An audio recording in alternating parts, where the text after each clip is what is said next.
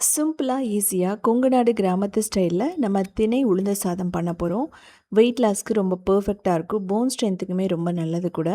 இதுக்கு முதல்ல 1 1/2 கப் நம்ம திணை எடுத்துக்கணும். திணையில் வந்து பார்த்தீங்க அப்படின்னா நிறையா நார்ச்சத்து இருக்குது, ஹெல்தியானது கூட. ஸோ வெயிட் லாஸ்க்கு வந்து கண்டிப்பாக நீங்கள் வீக்லி 3 டேஸ் இது எடுத்துக்கலாம். இதை வந்து நல்லா வாஷ் பண்ணணும். கிட்டத்தட்ட 3 தடவை கழுவி எடுத்துக்கணும். நம்ம எப்பவுமே வந்து பார்த்திங்கன்னா ரைஸ் வந்து ரெடி பண்ணுற மாதிரி தான். ஆனால் ரைஸை விட இதில் நார்ச்சத்து, ஃபைபர் அதிகமாக இருக்குது.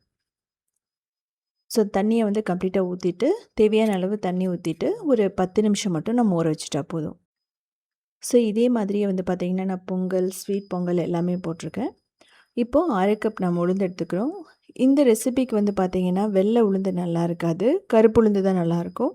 இதை வந்து நல்லா ரோஸ்ட் பண்ணணும். ஓரளவுக்கு லைட் ப்ரௌனாக வந்தது அப்படின்னா நம்ம அந்த பச்சை வாசனை இல்லாமல் இருக்கும் சாப்பிடும்போது. ஸோ கொங்குநாடு கிராமத்தில் பாசி பயிறு, பாசி பருப்பு, துவரம் பருப்பு எல்லாத்துலேயுமே இந்த மாதிரி பண்ணுவாங்க. இது நல்லா வாஷ் பண்ணிக்கலாம் ரோஸ்ட் பண்ணதுக்கப்புறமா. திரும்ப அதே குக்கரில் நம்ம இதை போட்டுட்டு தேவையான அளவு தண்ணி ஊற்றிடலாம்.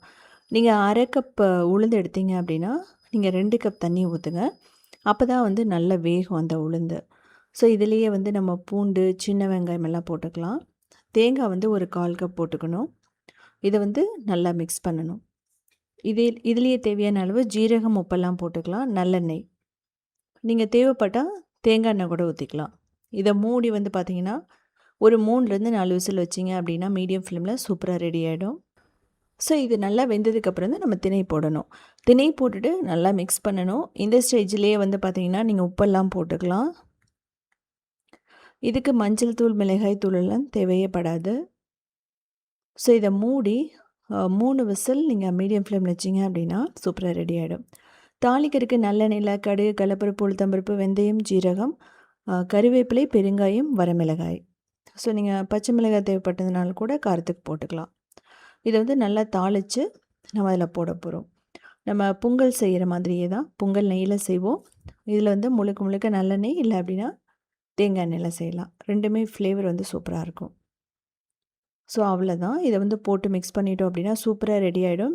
எள்ளு சட்னி, கொள்ளு சட்னி, கொள்ளு துவையல் எல்லாமே ரொம்ப சூப்பராக இருக்கும். இதே மாதிரி சிம்பிளான யூனிக்கான ரெசிபிஸ் வேணும் அப்படின்னா நீங்கள் உத்தமி கிச்சனை ஃபாலோ பண்ணலாம். கிரியேட்டிவ் வேர்ல்டுன்னு இன்னொரு சேனல் இருக்குது. அதுலேயுமே வந்து பார்த்திங்கன்னா 2000 ரெசிபிஸ் இருக்குது. சவுத் இண்டியன் ஃபுட்ஸ் .inங்கிற வெப்சைட்டை 19 இயர்ஸாக ரன் பண்ணுறோம். அதுலேயுமே 8000 ரெசிபிஸ் இருக்குது. ஸோ பார்த்துட்டு கமெண்ட் பண்ணுங்கள்.